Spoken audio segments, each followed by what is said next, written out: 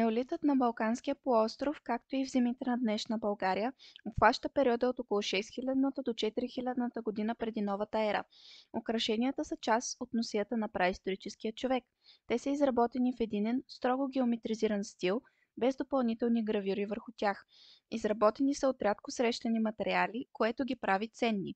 Включват мидо спондилус и денталиум, кост, мрамор, варовик, меки шисти, глина, нефрит, хематит, малахит и забинаелен грандели. Манистата са няколко вида – плоски, шейбовидни, цилиндрични, бъчвовидни и капковидни. Средиземноморското мекотело денталиум дава готови тръбовидни маниста. Те се срещат нанизани в колиета и части от дрехи като колани.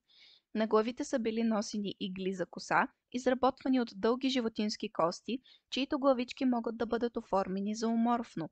Също и диадеми от звена от мида спондилус и червени плътнени ленти.